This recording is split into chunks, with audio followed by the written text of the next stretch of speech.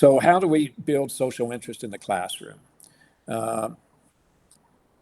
There's plenty of evidence, and this evidence was talked about in a book that I was a third author on that came out some years ago, that social interest is innate, but must be consciously developed. And so I, right now, and my wife and I, and my wife is a person who loves, lives, and breathes Adlerian psychology. There's not too many people that understand Adlerian psychology better than she does. And one of the things that we've talked about over the years is how can social interest, if it's innate, how are ways that it gets extinguished? Because we really see a lot of that, particularly in violent societies like the United States. We see this lack of social interest. In politics, we see this lack of social interest. Let's go back to the previous slide, please. And so that can really be a problem. If society is kind of moving away from some of these concepts, and so when these problems of society, they tend to set a very bad example for the rest of us, and it becomes a society that becomes rather competition, and dog eat dog seems to be what guides people. So social interest is innate, but it must be consciously developed. The two ways that we normally talk about on how social interest is consciously developed is in the family, as in the case study that we just talked about a minute ago. Marvin was in the family that he could start to see a different way, and then feel it, and then be a part of it and contribute to it. So the family is one way, but I think the classroom education system is a second way. And I know that from classroom to classroom that it probably is impossible to be consistent with this. But even one class in a person's schedule, or one teacher in a person's life that shows this and demonstrates this, can make a huge difference. And we're going to see what I'm talking about in just a few slides from now. So according to Adler, the inability to belong or to connect with others results in pathology. Without belonging, there is little concern for the welfare of others. So it makes sense to me that when we're thinking about social interest and fostering social interest, the first and most fundamental step is to how do we foster belonging? How do we make everybody in that classroom feel that they belong? That everybody in that classroom feels that each person cares for them, and vice versa. I think that's the goal, and I think it's very likely that it can be achieved, but not with some difficulty. There's obstacles, certainly. Let's go to the next slide, please.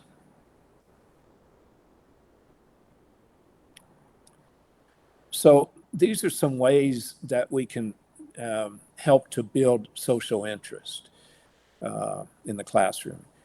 Encourage all students to be sensitive to the needs of others.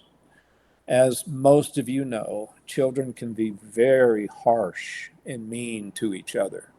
And I think there are many opportunities for adults, teachers, administrators, to be able to correct some of this harsh behavior that students demonstrate towards each other. Certainly, it cannot be condoned, and absolutely it needs to be intervened with in a way in which everybody can be sensitive to the needs of others. Encourage all students to strive to understand the perspective of others. I think in the very beginning, elementary grades, that can be done in that first, second, third, up through the sixth grade, if there's that encouraging students to strive to understand the perspective of others, by the time they get to reasoning and making adult kinds of decisions, which happens before adulthood, which starts to happen in adolescence, when they reach adolescence, they can also be aware and strive to understand the perspective of others. I think there's so much of that that just deteriorates relationships and is counter to social interest. And then also encouraging a classroom atmosphere that strives for equality. And of course, everybody is not equal, but we can strive for that equality, that sense of fairness. I think teachers are in a really good place to be able to not just be encouraging to the best students, but also to make sure that the students of lesser accomplishment are also treated equally.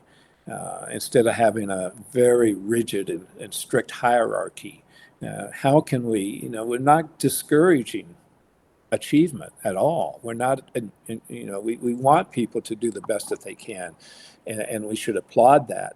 But we should also be very aware of how we're being equal or unequal based on achievement, and getting away from that and being equal for the sake of being equal, and being able to foster that. Let's go to the next slide, please.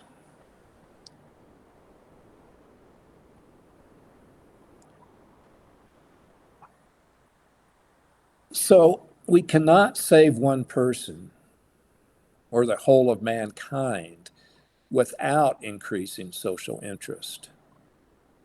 We cannot solve any important problem of a country or of the world without this increase in social interest. If we consider carefully all the great problems of life, we will see that only social interest provides a solution. It's a very, very bold statement, but I've yet to see the inaccuracy of it. I truly think that this concept of social interest changes everything. It changes our priorities, it gives meaning and reason, and it also just makes a healthier sort of environment. So, all that being said, I don't know how much time I have. Professor, I know we started at a kind of an odd time, but can you tell me how much time I have left, please?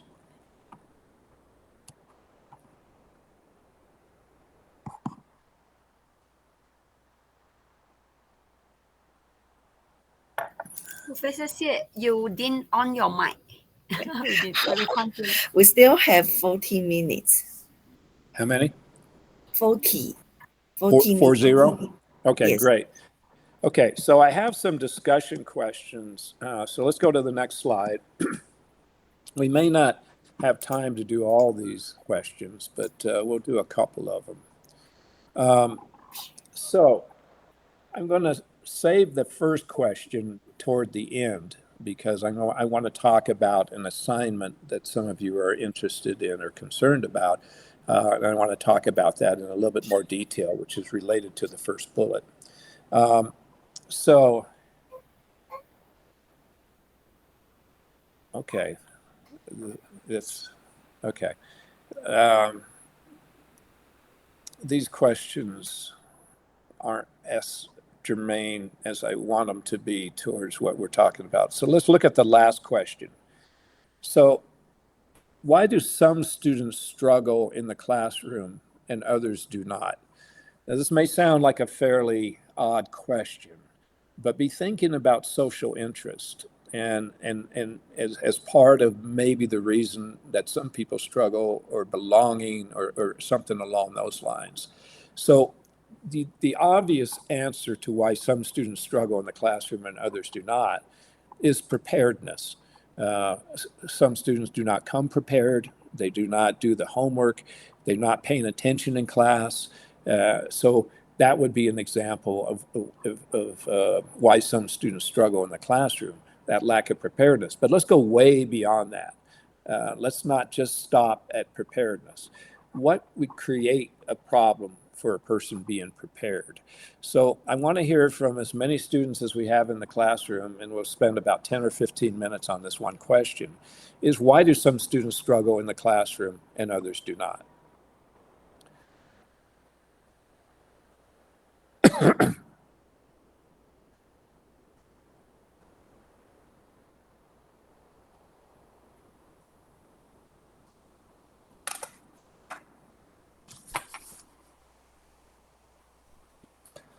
I can be very patient.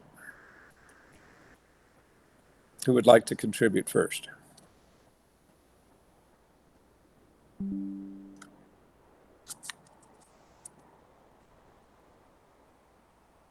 How can I encourage somebody to be very brave and start the discussion? Anybody? You can prepare gifts, maybe. Go ahead, please. Thank you. Okay. For me, if I talk about myself, I will struggle in classes that I'm not interested in. First of all, Mm-hmm. if I'm not interested in class, I will definitely not try to learn it, and that will result to poor performance in my poor performance in the class. Besides Okay. that, if I don't have required resources, Mm-hmm. like if I don't have time, or if I don't have book, maybe textbook, Yeah. or the resources required for the classes, Uh-huh. that can be other reason for my low performance. Mm-hmm. I see these two things may as the major reasons. So we'll use a word called access. Not every student has the same access to resources or learning. And I think we all understand how that then creates differences in how a person is taught and how they learn and their success. But don't we also know of many students with very few resources and very few opportunities who also thrive within the education system? So, predictive, a factor of prediction in success academically, is of course home life and participation of the parents uh, in the education and preparation. And yet, we also see students that have none of that, that overcome and somehow or another are very successful. So the question could read, instead of why do some students struggle in the classroom and others do not, it could read, why do some students overcome obstacles, whether it be a learning disability that they may have, whether it be the poverty or the home life that is just very chaotic and difficult. Could be a number of different reasons. But I think when we ask the question, how do they overcome this? I think one of the reasons that they do is because they feel that um, somebody has fostered something in them. It usually is a teacher, but it certainly can be other adults, either that they believe in that child or that they believe that that child can overcome. And so teachers, again, are in the best position to work with the students that are in the most need. I want to use an example that may or may not be helpful. When I was very young, I think I was 19, it may be 18, I was coaching a little league baseball team. And as I shared with you before, I had a love of baseball that went back to when I was very young. And I wanted these kids to also love baseball the way that I did. And so I was very enthusiastic. I didn't really know very much. I was 18. I didn't really know very much. But I knew a little bit about playing baseball. What I really brought was my passion and my enthusiasm. And what I learned really early on is the kids that needed the most passion and the most enthusiasm were the kids with the least ability. The kids that were really good, they didn't need me. They didn't need my coaching. I didn't really know what I was doing anyway. They were fine, and other parents would work with them. But it was the kids who didn't even know how to put the glove on the hand or didn't know how to throw a ball.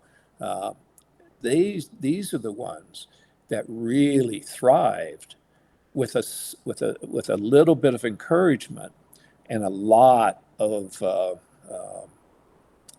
enthusiasm and belief and helping them to belong. Um, and what I tried to do with the team is to make everybody equal. Of course, there were a couple people on the team that were just really, really good. Their parents worked with them, they knew how to play baseball, and they were really good. But I also had a lot that didn't even know what to do. And these were the ones that really, when my attention could be used with them, that made the team much stronger. I know the classroom is different than a baseball team, and I know that the analogy doesn't necessarily fit perfectly. But I do believe that when those students who usually get overlooked or not too much attention paid to, I think these are the ones that have the tendency of following further and further and further behind. And yet, when a single person can believe in them to help them to belong, to help them to learn the love of learning, that student's life will probably be changed. And so the question, although it's not a bad question, I think it misses the point, is that when we do think about social interest in the classroom, what are we thinking about? I think we should be thinking about how this larger whole can be brought together to be more effective and efficient. So I thought I had a couple other questions here, but I think I think I cut and pasted the wrong slide into here. So the question that I really want to hear a response to is this. So you know a little bit about social interest. You know a little bit about the importance of it. In your reality, whatever that reality is, are you a teacher? Are you a family member? Whatever your current situation is or reality is, how can you go about uh, fostering social interest? Because you and I will not meet again for a couple weeks. I think next week is a holiday, if I remember correctly from the schedule. And so I won't see you again for 2 weeks, if I remember correctly from the schedule.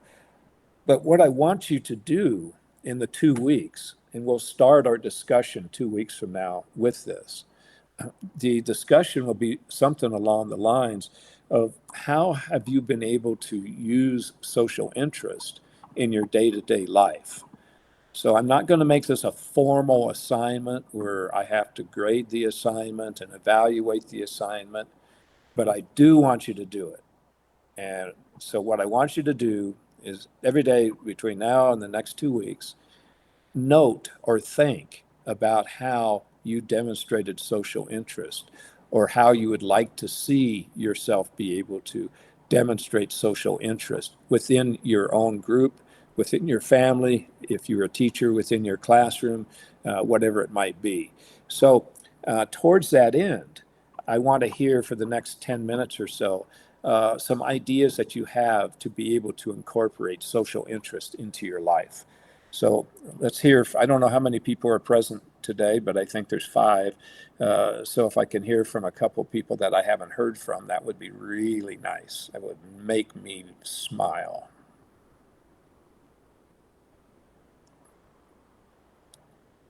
Okay, it can be somebody that's already spoken. That puts the spotlight on one person.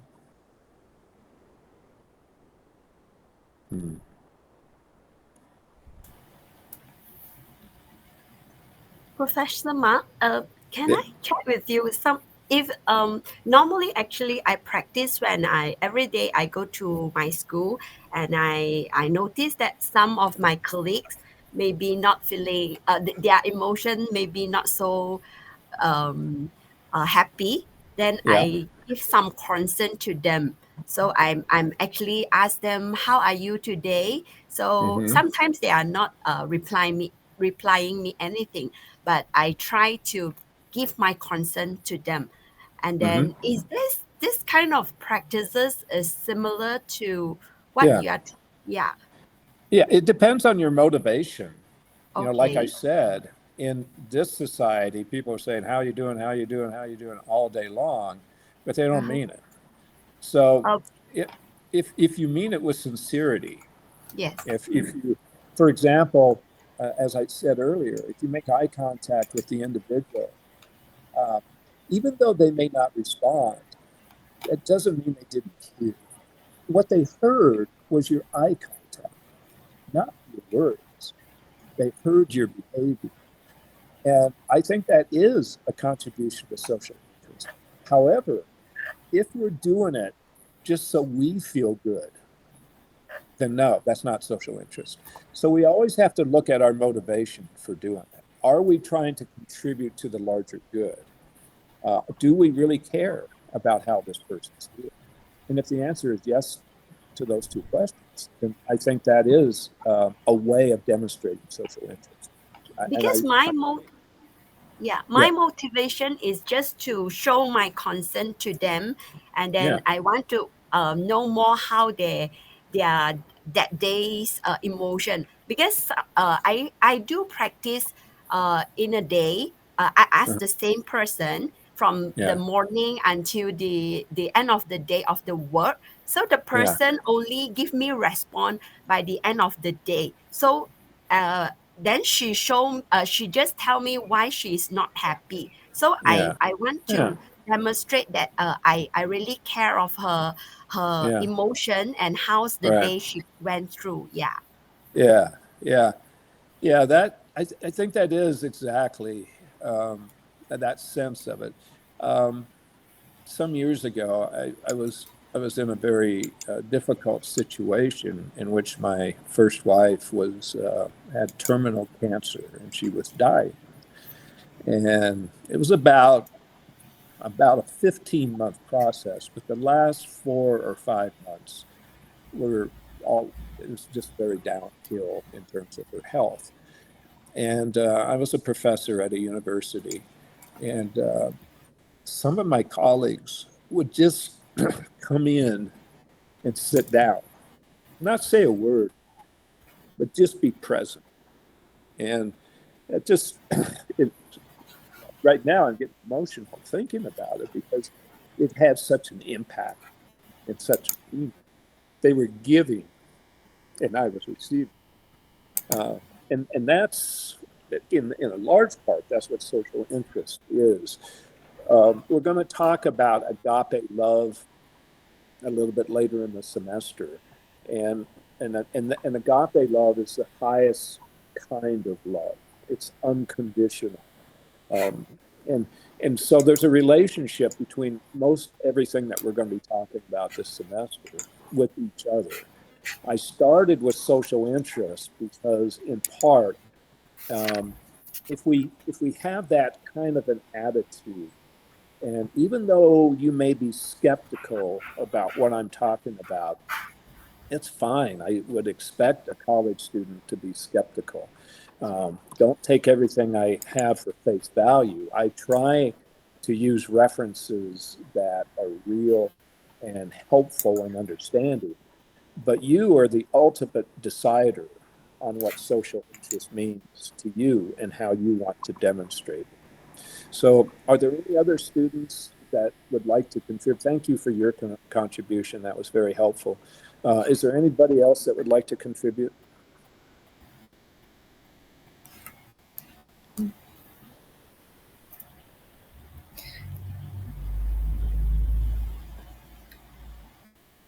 Hello，同学，老师问就是社会情怀哈，对于你的工作来说，你可以怎么用它哈？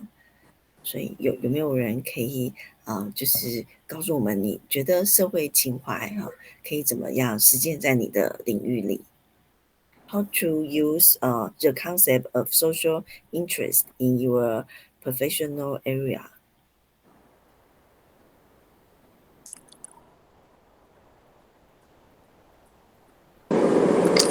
Okay, can I answer too? I also study in Ukrainian University as a lawyer, and my future profession is a lawyer and attorney. So I think that my social interest is that I will help people do not go to prison and or help people to find someone who is not good in social in society. Yes, so I think that it is my interest, social interest.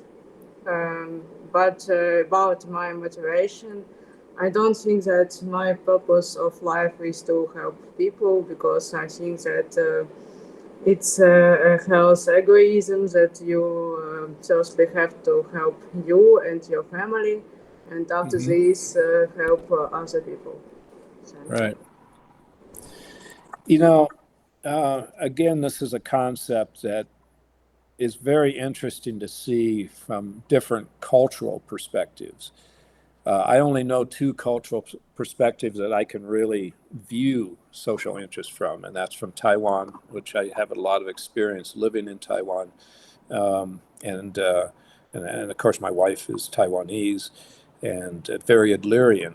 So we talk about how culture and encourages or discourages social interest. And I think if we can not worry too much about, for example, in the society I grew up in, very individualistic. You didn't really ask for help unless it was towards the end. You couldn't do it without help. You oftentimes didn't offer to be helpful when you could be.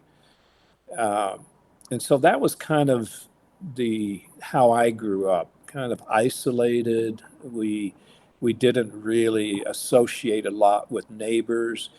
So my viewpoint perspective was fairly individualistic, as most people in the United States are. But I also had a nagging feeling that there was another way to be. And so even in high school, I was learning about communities that worked together to contribute to a larger outcome. And that always interested me. And maybe that's one of the reasons that I joined the Navy, because I was looking for that sense of belonging. In the military, if you did a good job, stayed out of trouble, worked hard, you belonged. And they made you feel very much belong, because the job you had to do was hard. It was dirty. It was dangerous. And they couldn't do it without getting a buy-in from the individuals. So I say all that to say that I agree that I think it's innate, and meaning that it's a natural, that needs to be brought out. And so what I'm asking you to do is, in your professional life and in your personal life, if you can think of ways to foster this social interest. And like I said, when I just got a message that our next meeting is October 6th. And if I look at my calendar, right, that's 2 weeks from now, I believe. And when we come back, we're going to spend most of the time, where's my calendar? Yeah, okay, 2 weeks from now. So when we meet 2 weeks from now, and you have an opportunity, I don't expect a big detail from each one of you, but I expect a contribution from each one of you on how you used social interest, or how you're understanding social interest, or in either your personal life or your professional life. So I think then if you start to kind of get the largeness of social interest, and then kind of bring it in to be relevant and applicable in your day-to-day life, I think you'll see that it changes not only your perspective, but the perspective of those around you. It's not easy, because you're probably not used to being this way. And if you are used to being this way, then the intentionality of it, I think you'll learn a lot from that as well. So that's kind of how I think I would like to finish tonight, is talking about that. But I know there's another question, and I think the question that you might be having is, well, I'll let your professor ask me to ask you, or to answer the question. So I think you had a question concerning homework or an assignment. Is that right?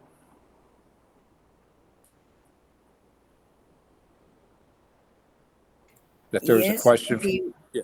yes, maybe we can explain a little bit about the final reflective paper. Oh, okay. That was a different question than I expected. Yeah.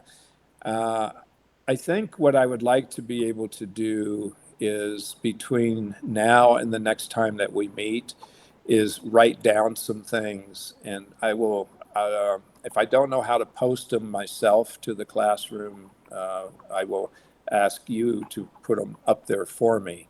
But it will be brief guidance, and I'll do it certainly before 2 weeks from now. I'll do it in the next couple of days.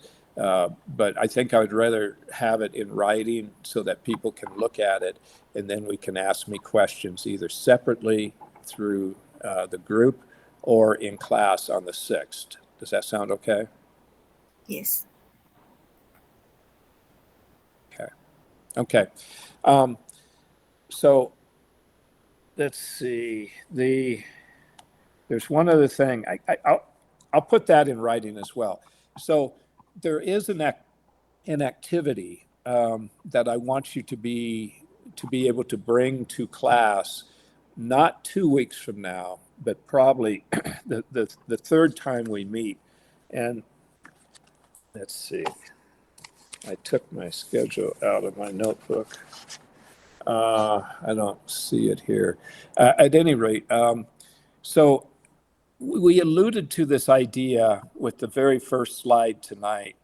We alluded to this idea of living a life that matters.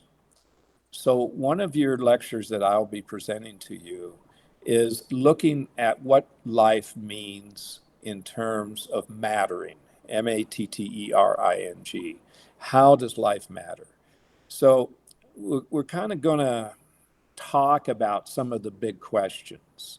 And the reason that we're doing that is because I truly believe that when we kind of know what our purpose is, then we really do find ways to make that purpose happen.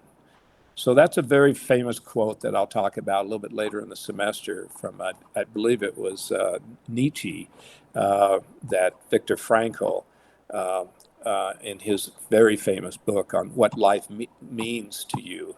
In that particular book, one of the major premises is, if we know what our purpose is, then we have a much better tendency of being able to incorporate and be very intentional with how we live our life. So the exercise is a very simple exercise. I'll verbally mention it right now, but I'll also put it in writing so that you have a written copy of what I'm asking you to do. So there's 2 parts to the assignment. The first part is to write 3 paragraphs answering the question, what does living a life that matters mean to me? What does living a life that matters mean to me? 3 paragraphs. Doesn't have to be very long, doesn't have to be in depth, it doesn't have to even be a lot of thinking about it. But I do want you to consider it. What does living a life that matters mean to you? 3 paragraphs. Now, this is something that you'll be sharing, so make sure that you feel comfortable sharing this with the class. The second part of the assignment, so that's a very abstract part of the assignment. A very concrete part of the assignment is the second part. So come up with 3 short-term goals. A short-term goal is a goal that can be achieved in 1 year or less. So come up with 3 short-term goals that support living a life that matters. Then 3 medium-term goals. That is, goals that you can probably achieve within the next 5 years. 3 medium goals that support living a life that matters. And then the third question would be long-term goals, goals that you want to achieve over a lifetime that support living a life that matters. So that goes to the first question that's up here. What does building a life of purpose and meaning mean to you? So that is a question that we will be working on with this exercise. And so when you come to class, and I think it's probably maybe the 13th of October, but I don't want to quote a time, but that will be the time. It'd be about a month from now, if I remember correctly. I did look at the schedule earlier this morning, my time, and if I remember correctly, you'll have about a month to do this. So it's not something that you need to do today or right away. Something to think about. And again, I'll put it in writing so that you can refer back to it in case the translation didn't come across as accurately as it should have. So that being said, I think I would like to thank you very much for being here. I hope that this concept of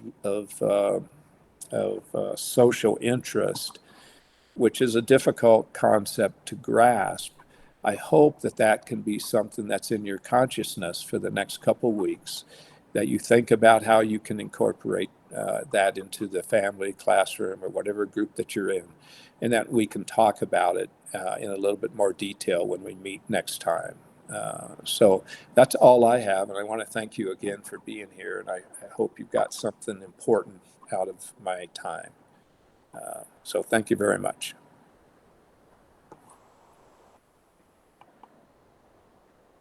Thank you very much, Professor. Thank you, Professor Mark. Hi, classmate. Do you have any question? No, Okay. not at the moment. Yeah. Thank you, Professor Mark and Professor Xie. Yeah. Okay. Thank you. And I look forward to our meeting next time. Okay, thank you. See you Thank next you. time.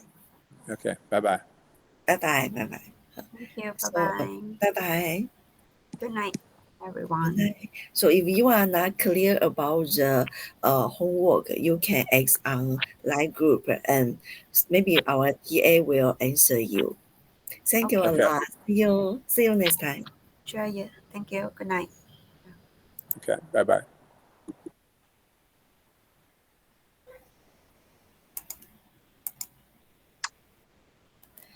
嘉荣，嘉荣 OK 吗？我想要确认一下，功课是，确认。等一下，我要看一下。他讲好快。第一题是第一题是不是那个什么过有意义的生活对你来说，什么过是什么？有意义？不是说什对，么写3个，然后再写3个短期目标，3个中期5年目标，内对不对？实现那个是吗？哦，所以5年的那个是中期目标吗？还是短期目标？他刚刚讲很快，然后我一边分析弄别的，然后就没有注意听到这样。但是我刚刚想说，要不要那个？哦，我看到，短期目标是1年的，然后中期目标是5年的。三个，所以是不用写到3个哦。要写3个3 写，所以应该是我写3个短期，各3个。嘿，对，各3个，对。哦，